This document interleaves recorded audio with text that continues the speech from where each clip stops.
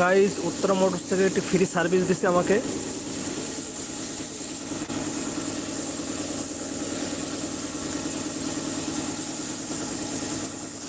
আমার free service শেষ, তারপরেও তারা আমাকে একটা অফার দিচ্ছে যে আপনাকে একটা ফ্রি সার্ভিসের জন্য আহ,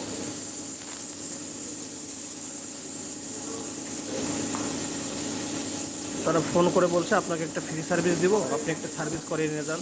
তো আমি উত্তরা মোটরসের ডিলার পয়েন্টে আসছি। দেখছেন আমার পালসার বাইকটি তারা পরিষ্কার করে ওয়াশ করে তারপরে আপনার সার্ভিস করে দিচ্ছে।